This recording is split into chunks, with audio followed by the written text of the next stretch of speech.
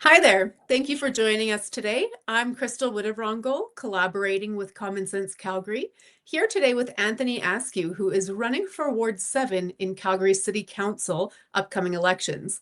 Anthony, thank you so much for taking the time to chat with me today. Pleasure. Thank you for having me.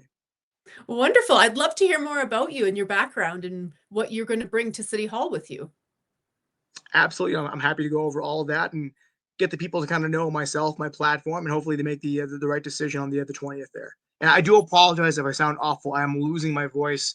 I've been losing it all week. I've been trying to hold it in as much as I can, and it's just kind of limp across the finish line. So Yes. hopefully it works out. Yeah, you bet. Yeah, so what foundation will you bring with you to City Council? I mean, I come from a very business orientated background. I've been managing companies at the executive and corporate level for a very long time. So one of the things that I'm always doing is team building, budgeting responsibly, making sure that we're hitting our targets, and that we're cooperating with the people that we're supposed to collaborate with, and actually get projects done and accomplished on time, and not get held up with red tape and bureaucracy, which I'm looking to cut down on, right? Like I consider myself a bull in a china shop in a lot of ways, and a lot of people have called me that just because there's a lot of things, in City Hall that I just don't jive with. I'm not a career politician guy. I want term limits. I think if you can't accomplish your goals in 3 terms, you're not going to do it, magically on the fourth or fifth or whatever else have you, right? I just there's a lot of things that I'm against, and I know my party's kind of like, hey, you gotta calm down that, but it's just not who I am, right? They knew what they were getting into when they brought me on, so here we are. Awesome. And so what are some of your priorities in the election and what are you hearing from people in your ward?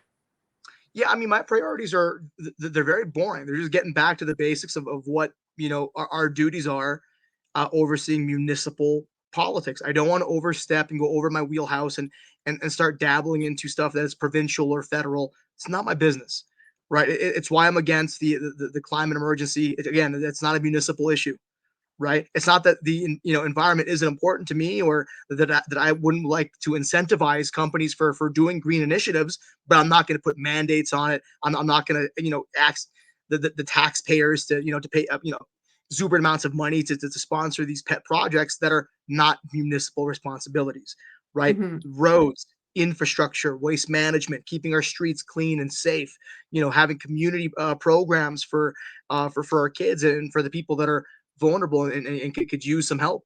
Those are my responsibilities. Keeping our citizens safe from harm, including self-harm, another responsibility at the municipal level. Things that are tackling environmental issues and court issues and stuff like that, just well above my pay grade. It's not what I'm here for. It's not what I want to do. I joke around and tell people that my platform is kind of like Buckley's. It tastes awful, but it works. It's just very boring, mundane stuff. I don't have anything fancy in my campaign. I don't have crazy videos or anything like that. There's a lot of people running in my ward that have these very catchy and headline grabbing campaigns and slogans and stuff. And I'm not anything like that. I'm not the 1980s Showtime Lakers with Magic Johnson doing behind the back passes. I'm like 1990s John Stockton, just very basic defense. Good 3-point shot, he'll get the job done. Yeah. Yeah. And so let's chat about property taxes then. What is Yes. your perspective on current levels of property taxes and what you would do in city council with respect to property taxes? Yeah, too high right now. I actually very much in support of Jeff Davison with his plan to do a 4-year property tax freeze. I've also been very vocal about supporting that cause as well too. Um, I know that like we're wasting too much money on pet projects. There's a lot going on in City Hall where we can definitely cut the fat. We have to, find alternative ways to grow our tax base. But I think we can accomplish all these goals while, again, not raising taxes. The goal is to lower them. I think it starts Mhm. with a freeze just to get people, some relief there. So it's hey, it's not going to go up by another 3 or 4% again this year. We're Mhm. going to freeze it and work our way to lowering it. right? Because Yeah. ultimately the goal is to lower the taxes for. So yeah, I do support Jeff Davison's plan for a tax freeze. I think we can do it. I think we're wasting enough money on vanity projects and pet projects and things outside of our wheelhouse that we're spending hundreds of millions of dollars into. Um, Let alone just the amount of middle management that and overspending that's currently within City Hall itself. Hmm. Between that, building and growing our tax base by getting in new developments, having new strategic partnerships, and then also just being able to repeal the climate change emergency and the what was it $87 billion that they're Hmm. proposing, getting rid of the electric buses. Yeah, I think it's more than doable just with responsible spending, cutting the fat, and growing our tax base, and we can definitely do that. Hmm. And so you've mentioned a few of these kind of extraneous areas of spending, like the climate emergency, and some pet projects. But do you have any other ideas of areas that you are certain could be scaled back in spending? So for everything I'm hearing, and this is from people that either work in City Hall or that have worked there, or people that have had experience working there, there's just a lot of red tape, bureaucracy, and middle management that's not really Mhm. overseeing too much. Like we need to have and I'll make this public, so it's not like hidden, but between us, I would like a third party audit, top down, Mhm.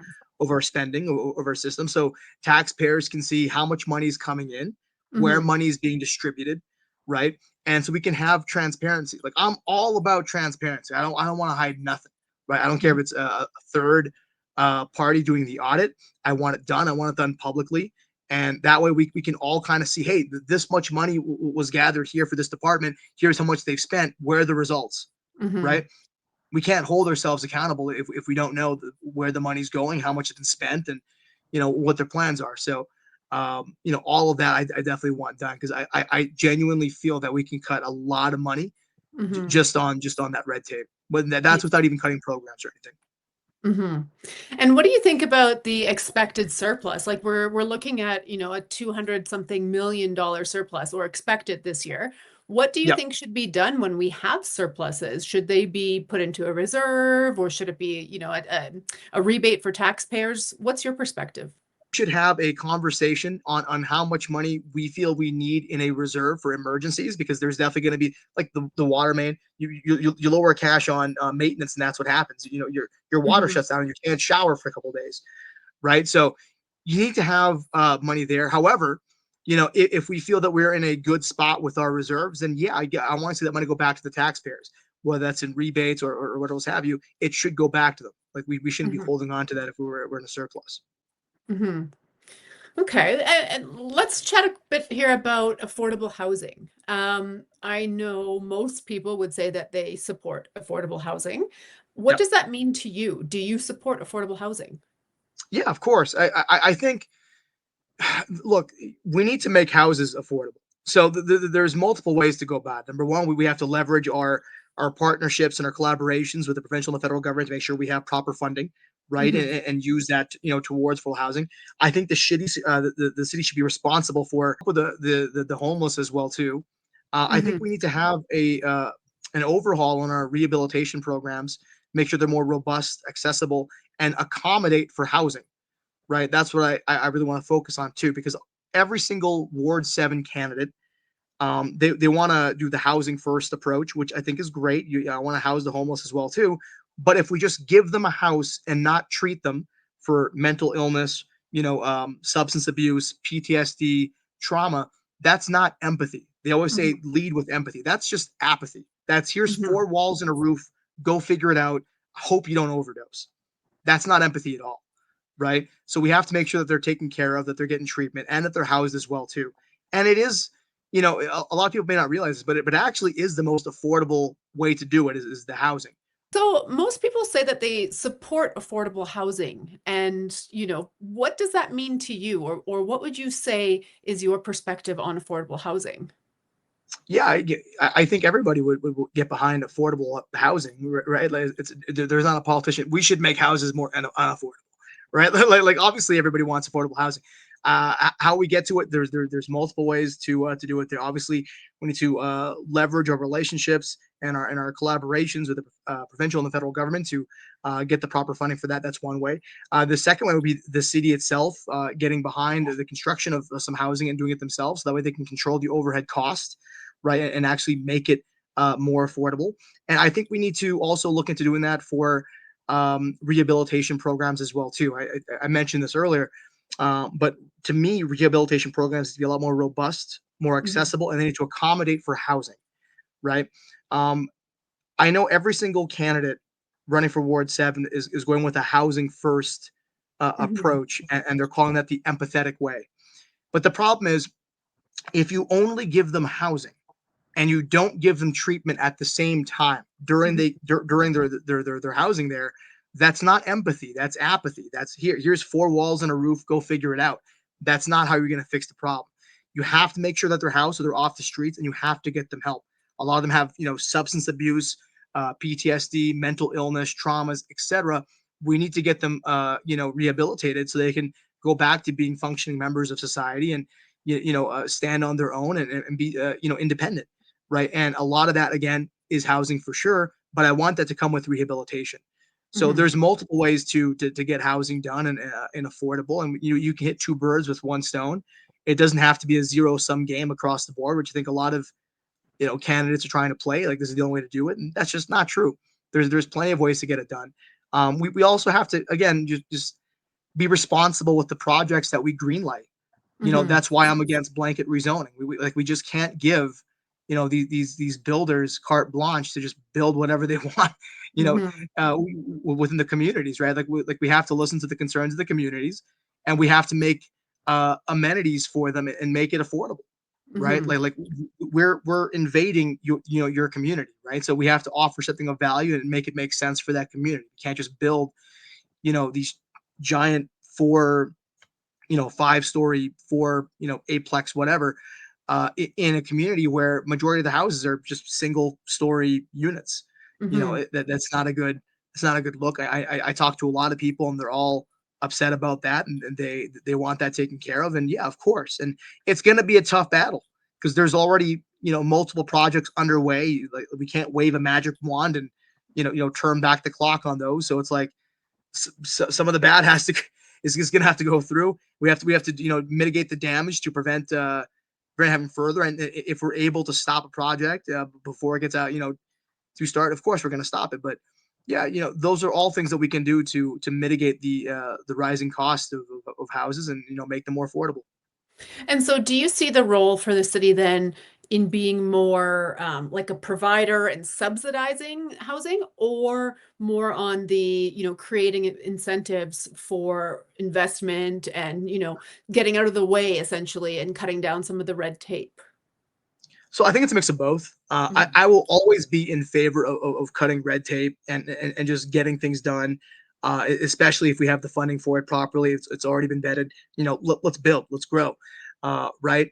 I think it is our job to make sure that our citizens have available housing, right? We have to accommodate the people that are already here, and we have to look forward to and accommodate the people that are coming here. Canada Mhm. is growing. Calgary is going to grow. That is not a question mark. That is an inevitability. So we have Mhm. to make sure that we're able to accommodate that growth responsibly, right? And we have to make sure that everyone who has housing is set up for success. Cleaner streets, safer communities, lower taxes. Plenty of job opportunities. Amenities nearby, et cetera, et cetera. Right. So that stems from responsible planning that we have to be accountable for, and we have to make sure that we're building with that goal in mind always. Mhm. And you mentioned, folks with rehabilitation or, mental health needs, addictions, and so on. Yes.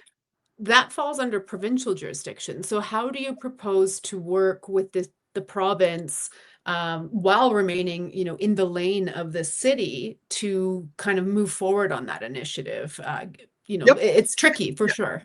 It's tricky for sure, right? Because again, I want to help our first responders, and that includes our social workers, right? Our social workers are there; they have to respond to situations that can be, very unsafe and uncomfortable, and I want to make sure that they're supported as well. The programs that they run, I want to make sure that again they're getting support for that, and that we do two birds with one stone as much as possible, right? So the affordable housing, especially for the homeless, I'd like to see done, but I'd like to see that done also in a sense that we're also doing it for rehabilitation, and we're getting social workers in there to help them out, so they're not just there with their own devices, being left alone. Because again, the whole point of the safety injection site was to make sure that the homeless people, or the people that are doing drugs, if they were going to use drugs, they were having a place that's safe, where if they OD'd, that there'd be a person there to help resuscitate, and that they'd be looked after. If you just give them housing and you don't have that social worker, you don't have that rehabilitation, that program or that structure, you're basically just doing a safety injection site with no supervision whatsoever. It Mm-hmm. defeats the entire purpose of it, Mm-hmm. right? So I want to do that, right? So that's kind of my plan for that is again make sure our social workers are taken care of there, that they have funding for their programs that they're utilizing, that we can do rehabilitation with housing. Mm-hmm. And so you'll have to work with the province for that in a lot of cases. So how Correct. do you propose, moving forward in a positive light with the province when, especially with regards to the safe consumption site, there's been a Yep. lot of tension between council and the province on Yes. responsibilities and that sort of thing. So how would Yep. you rebuild that relationship to be able to get to those end goals? It's definitely strained right now, but I think we all have the same goals in mind. We just don't want the bad optics that come with it if it when it goes bad.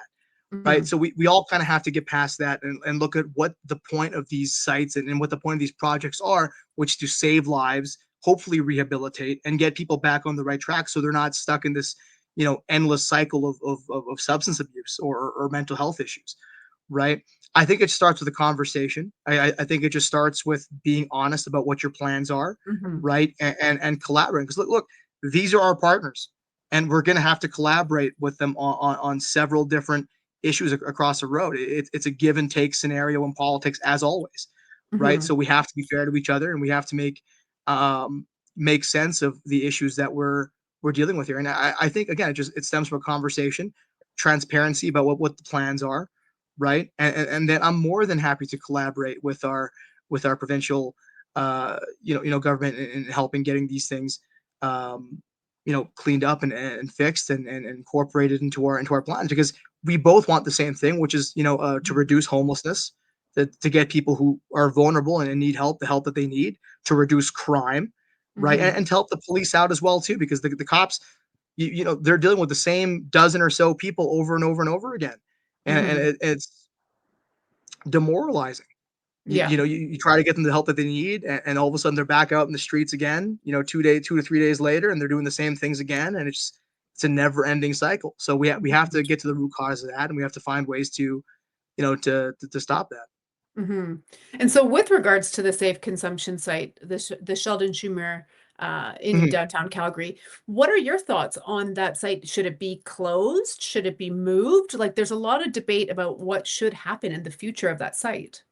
For sure. I mean, it's the location of it. It's problematic because it's right by a park. There's a lot of kids there. A lot of parents, rightfully so, don't feel safe with that presence there, and I don't blame them.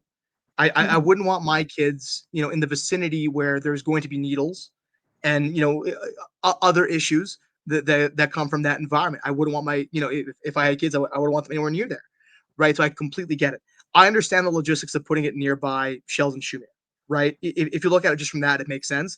But Hmm. unfortunately, there is a park there.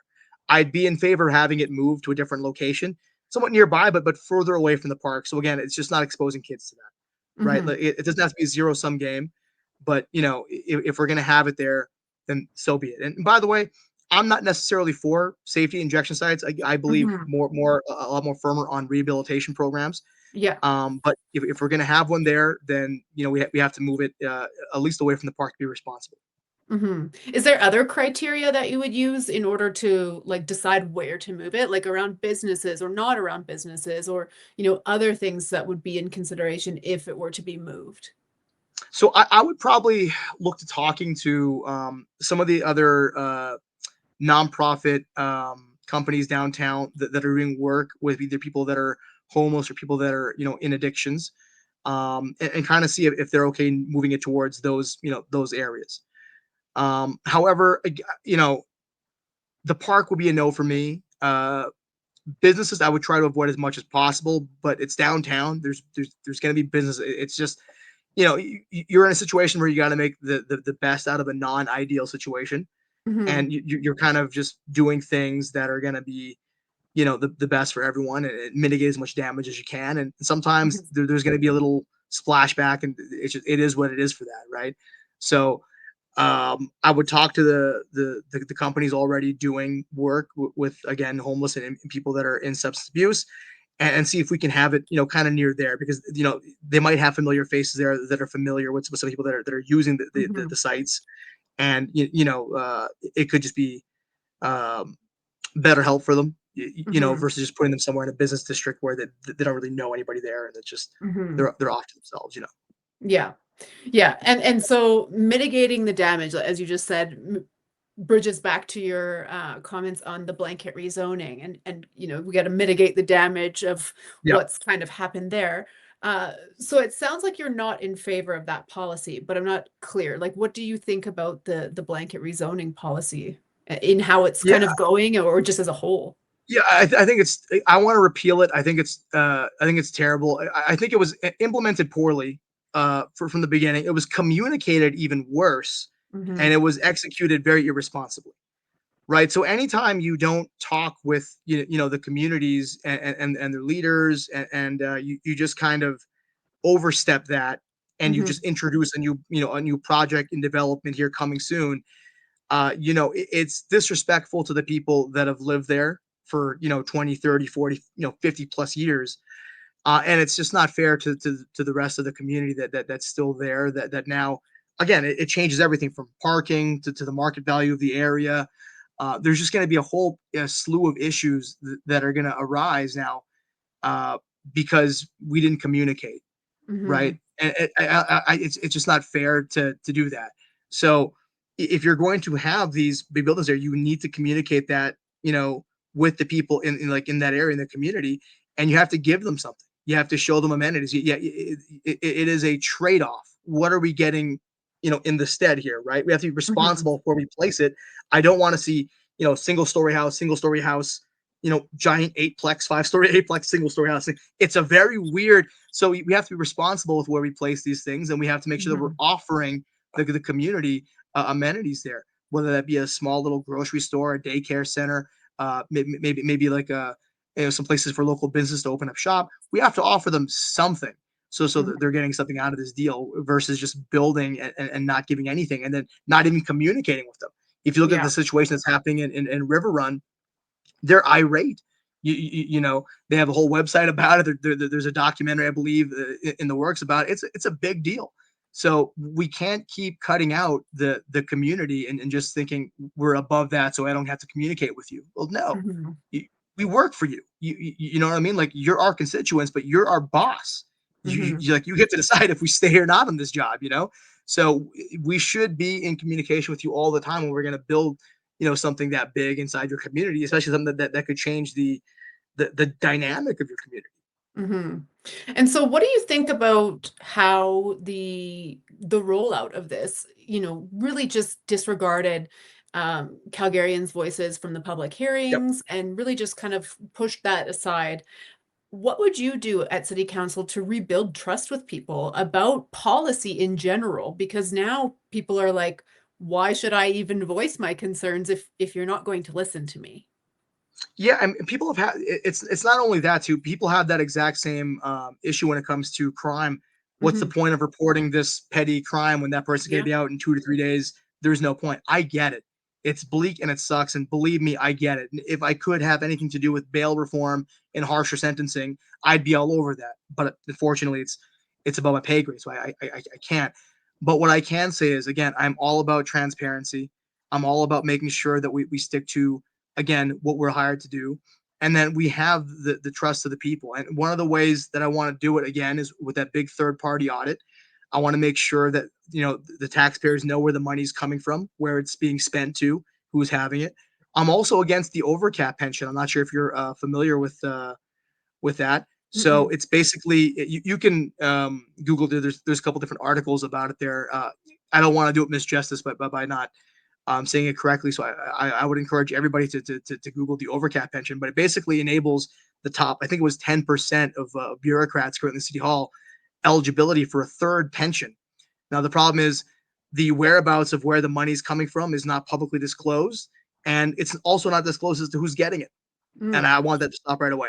yeah. I don't think empty suit bureaucrats are, should be eligible for a third pension. I think that's ridiculous, right? I think we need to be transparent with where that money would come from and who's been taking it and how Hmm. much and for how long. Because stuff like that, I'd be totally against. And again, I don't consider myself a politician. Even if I win, I would never call myself that. I'll always be a concerned citizen. Even if I advocate for term limits and the term limit is 3 terms, man, I want to do 1 term. If I'm good enough, if I'm worthy enough, I'll be happy to do 2. And then after that, I want to quit and never see anybody again. And that's it. I'll just live in the woods, you know? And so you mentioned with the blanket rezoning the consideration of amenities, but one other thing to consider is infrastructure. Like some of these Yeah, areas, the water and sewers and all of that isn't built for an eightplex or correct. an Yeah, apartment building. yeah. And so that kind of gets me thinking about our recent foray into infrastructure chaos, which was the water main break last year. Ah, yeah. And yeah, so people were, all over the map about how they thought about it, how they felt about it. And that really stemmed, I think, from how it was communicated. There was a lot of issue with how City Hall communicated this to the public, both in terms of risk, but in terms of just how the situation was unfolding. What do you think about that? Do you think that they managed the risk portion of it well, the communication portion? Like what are your thoughts on how that whole thing unfolded? Yeah, it was unfortunate. No, I don't think they did a good job communicating. Like they definitely, and City Hall has a habit of doing that. Where again, we have a band aid situation that's really we need more than a band aid to fix this, Hmm. but we're not going to tell you we need more than a band. It's just a little band aid, and we have to you try to put that nice talk on it to make it seem not as bad, but Hmm. it's everyday Calgarians that are suffering, that are being affected by it, right? So it's like you can say all the right things, you can say all the nice things, and I'm not the most polished guy. I don't have the most articulate of vocabularies. I think I'm okay, but I think what I can do is just be honest about the situation that we're in. If it Hmm. looks bad, then I'm gonna say, look, guys, it's bad. Yeah. Like if there's a mess up on our end, you have to own it. You have to be honest. You'd be like, hey, we miscalculated this. We didn't account for this. We weren't expecting this. This is where we're at right now. Here's Hmm. the steps that we're taking to fix it. I do apologize. Yeah, we're gonna get this done as fast as possible for you guys. But City Hall doesn't want to do that, right? Because they want the optics of, hey, we have it under control. It's not as bad. Yeah. Let's not panic. Let's do this. But yeah, multiple days it lasted for, Hmm. and it should have never happened.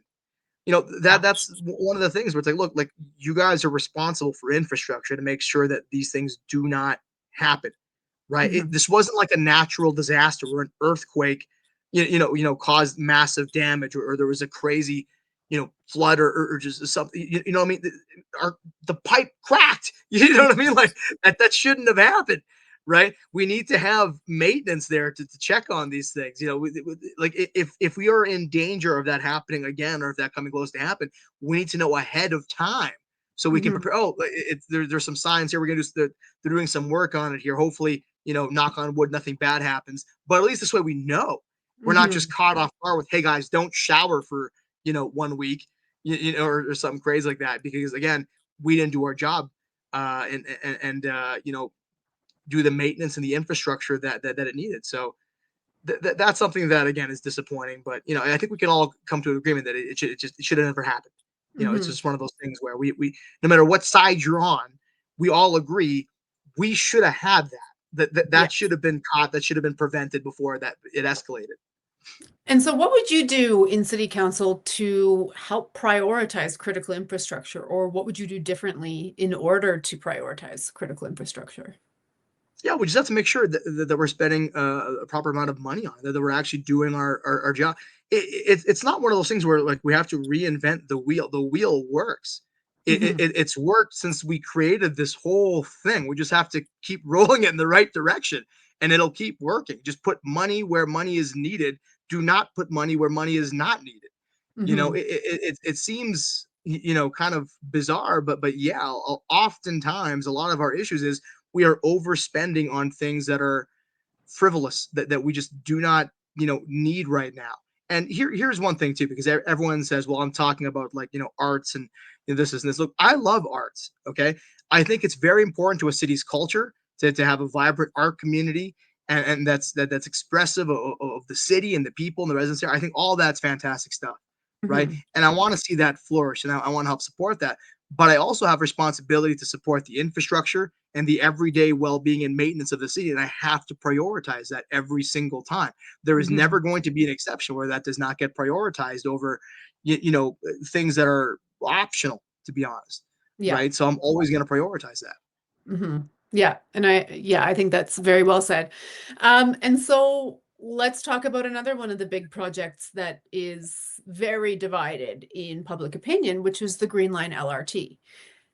There is a lot of concern that it will end up with another cost overrun or being even shorter, or, you name it, there are Yep. lots of concerns. So, Yep. what are your thoughts on the Green Line saga and where we find ourselves today with it? Yeah, and I don't want to come across as I'm just blaming City Hall for just bad, but the way they fumbled this thing off the bat, with all the decisions that they made, all the delays, and the budget keeps rising, and even when the budget rises, oh yeah, but that doesn't include the financing as well too, and so now we're years behind. The price keeps going up. It's likely to go up even more. The plans aren't even 100% set in just yet. We're still undecided on multiple things, and I'm like, at this point, look, I agree that a transit line from like the south to downtown will be beneficial to a lot of people, especially just from the airport. 100%. I'm in favor of something like that.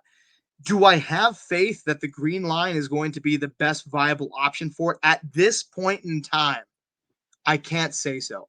I Hmm. honestly I can't say so just because of its current track record, the amount of money at this point. It's a sunken cost fallacy where people are Yeah. like, well, we might as well just continue to put, because we already put this much money into it. We might as well, and like at some point it becomes very dangerous and we have to bail out before it's too much now, and that Hmm. now we're really paying for something that like is no longer going to be worth the benefits of it, right? So Hmm. um I would be in favor, to be honest, of just rebuilding and just kind of overlooking, kind of seeing what else we can do Hmm. with another plan. Because honestly, at this point, based on the data that's been made public, that we've had access to, that we can see, I don't have faith that the cost of this project is it going to continue to rise. Hmm. Quite frankly, we're now what 3 years behind, 2 years Hmm. behind.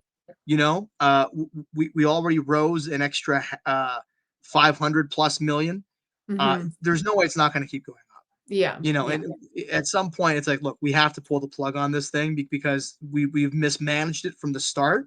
It's Hmm. a bad investment that we've messed up. It had great intentions, it had all the potential in the world to succeed, and we fumbled, right? Hmm. And now we're forcing taxpayers to just kind of hang on and wait. And man, like we need some better alternatives here. Until they can show me that the price and the cost of this thing is not going to go up again by another half a Hmm. billion to a billion plus, then yeah, I just don't have faith in it. Yeah.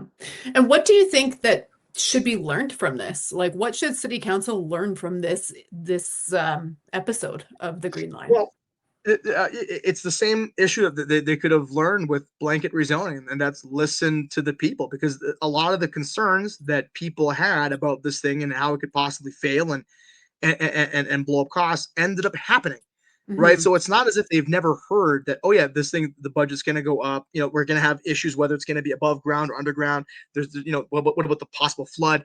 It's not like these things are brand new and they just didn't see it coming. They saw it coming. People voiced their concerns over it.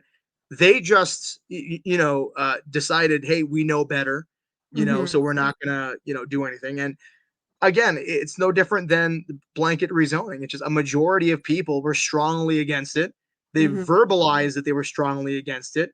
The city was well aware that they were strongly against it, and they still went with it. And Hmm. even now, you have, I believe I'm maybe Greg. It might just be me and Greg as the only counselors running for Ward 7 that are against the blanket rezoning. Everyone else is trying to put a positive spin on it from, well, this is just a great way to get more neighbors in your community. And don't you want to have more neighbors? And it's just like the way they're trying to spin it is so absurdly crazy to me that I'm like, guys, this is, let's just get back to common sense here, guys.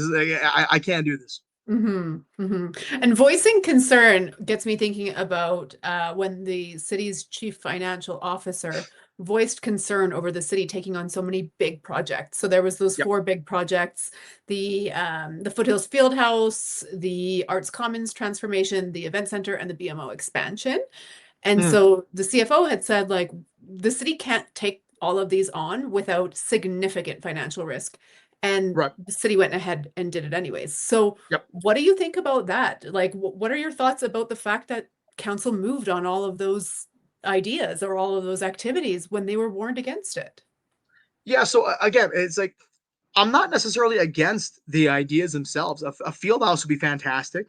You know, the BMO Center, great. You know, all these things make sense in terms of what they are projected to bring. Right. Hmm. The problem is getting them all done and greenlit at the time period that they're going to do it, because every counselor wanted it under their belt. I was the one that did this. I got this, so I get the credit for it. Yeah. Right. So that's kind of the problem that we have, is that we didn't space it out enough.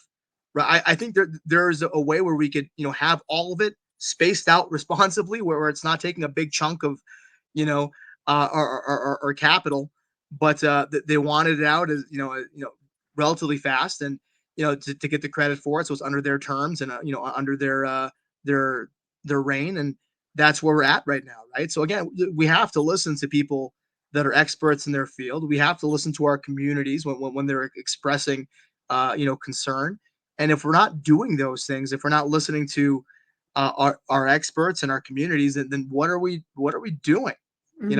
Like, why even hold hearings? You know what I mean? Just make rules behind a desk somewhere. You Yeah. know? Yeah. And I mean, back to the Green Line. So there's something to be said about taking a good look at what we're doing now with regards to transit, just period. Like, Yep. folks are really hesitant to take public transit, especially the LRT. Yep. And public safety on these modes of transportation is really, really at a point where people aren't willing to risk it. What are your thoughts on how the city manages transit safety currently? I mean, I don't think they really do. I, Hmm. I I think they do just the bare minimum to say that we have, transit, police and this and that, but it's not enough. We need more. We're opening up kiosks again, I believe, right? And okay, so great. So we have kiosks that are going to open in those stations. Well, who's the security, Hmm. right? Because if we're opening kiosks, we have to make sure that the shoppers and the employees of those kiosks are protected. Right? A Hmm. simple camera is not enough. We need boots on the ground, security there to make sure, again, that they're not going to get robbed or held up, or because again, it's a very small space. That's not a big space. So you're going to have a bunch of shoppers, hurtled up into this very small space. It'll be very, very easy for someone to, to rob people there. Hmm. Right. So we have to make sure they're protected.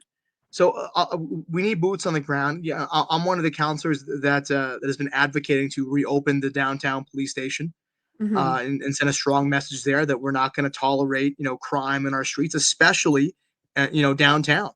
Right, that's where a lot of the big revenue comes from. That's where a lot of the big businesses are. I have to Hmm. make sure that they're protected, that their workers are protected. My office is downtown. I have Hmm. workers there too. I have to. Yeah, I would love to make sure that they're protected, because they tell me all the time, like, they don't feel safe. And we're in a nice area of downtown by Stephen Ave. Hmm. That's not like a bad. Don't go to Steve. That's a nice area, right? So Hmm. if they are telling me, hey, I don't feel safe here, actually, that's a problem, right? Yeah. So we have to fix that. And in our trains, we're just not doing enough to make sure that our riders are okay. This is also one of the main reasons why I'm not in favor of a 24-hour transit schedule, because again, how can we provide security for that? Hmm. We don't even have security enough for it now. Yeah. So if imagine riding and it's just you on a train, it's 4 in the morning. How safe are you really going to feel one stop over, one other person comes in. Now it's just you and another person. It's Mm-hmm. awkward. It's very, unsettling. We need to make sure that we have security there, if we're going to do things like that, right? So again, Mm-hmm. the city just doesn't do enough to handle both the homeless and uh, transit, especially keeping our riders safe. Because yeah, a lot of people don't want to go downtown, or they don't want to go downtown past certain hours, and or there's Uber it, or whatever else have you, because yeah, Mm-hmm. it's not, it's just not comfortable for a lot of people. I don't blame them. Yeah. Yeah, like I have a young son who is dying to go on the C train. He wants it more than Right. anything, and he's gonna have to wait quite a while because Yep. it's just not a risk I'm willing to take. And so, other than more boots on the ground, do you have any other ideas of things that could be used? Like I know years ago they proposed fare gates or like a closed gate system, but I think it was rejected because of some cost or logistical issues. But do you have any other thoughts on what we could do in addition to boots on the ground in order to, work towards a more safe transit system, or even just the perception of safety, which is what Fairgates does sometimes as well? Yeah, so there are a couple things, right? So I want to make sure that when we implement something, it can be done practically, Hmm. right? And we can see tangible results from it. This is why I was in favor of the rehabilitation programs and facilities that they're common housing, because we can see tangible results, right? Hmm. This person is he's doing well, he's off now, so you can actually count, and you kind of get that result from it, right? So uh, there are a couple of things that we can do. I think the first thing that we can do would be to promote the use of our transit, especially during the day, to get people more comfortable with it. And that Hmm. comes with security. I had proposed that university students, college students, get transit for free. Right. I think they've invested enough into the city with their student debts here. This is our way of giving them something back in return to help them out, and also to encourage more normal, everyday citizens to use the train, because once they start using it, their friends start using it, their families will start, and it just kind of goes from there. So we kind of Hmm. build that new rider base just from getting the students on board and getting them to use it more, and having more success stories where again they weren't robbed, they weren't harassed, everything's going good, and that comes with a bit more boots on the ground as well too, right? Yeah. We want to make sure there are train areas that the lights are working, right? That they're not like shut down or anything like that. So obviously we want to keep them well lighted in those areas as well too. That's going to help mitigate the crime there. And again, we just have to make sure that we are doing everything we can to keep our stations clean. And then this will also help too with the housing that I mentioned with the rehabilitation programs. You get those people sleeping over there versus Hmm. inside train stations and Hmm. inside those train areas. It's going to help reduce a lot of Hmm. Hmm. Yeah. And so this election's a little different because we're seeing for the first time parties at the municipal level. Are that. Yeah. you part of one of these parties? And if so, what Yes. does that mean for your race for city council? Yeah, so I'm with a Better Calgary Party, right? Okay. So it's myself, and I have six other running mates and six other wards.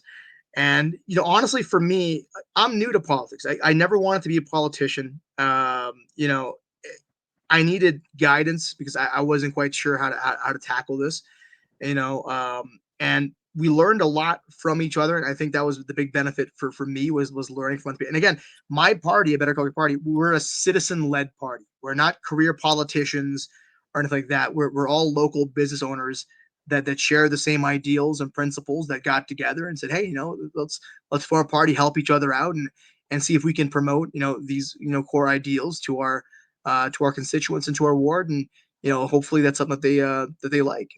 For me, Hmm. it's been good. I think it's a benefit to people as well too, just so they can kind of see where you're at in terms of what your ideals are, and your Hmm. values, and you're a bit more informed as a voter, right? If you are with a Better Calgary Party, you're going to have conservative values, conservative leanings, and you're looking for strong conservative leadership. So you already know that if you're looking to vote conservative, we would be that group, right? Hmm. Anybody with this party, right? If everyone was just like an independent, it's like you never quite know. You have to look and kind of see the policies and everything like that. So Yeah. for me, it just like it made sense to make it easier that way in terms of the voter knowing where their representative stood. Hmm. Hmm. Well, Anthony, this has been great. I've really enjoyed hearing your perspectives on these issues. And before we wrap up, is there anything you'd like to leave behind with our viewers today, whether or not they're in your ward?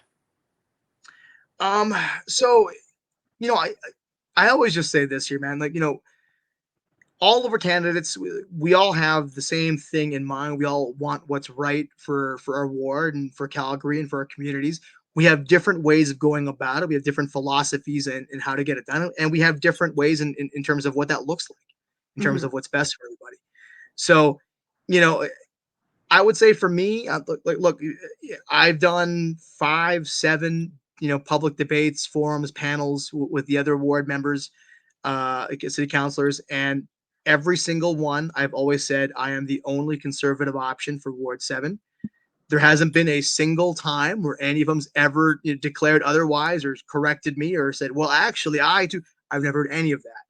Right. So if you have conservative values, if you're looking for conservative leadership and principles, then I'm going to be your choice.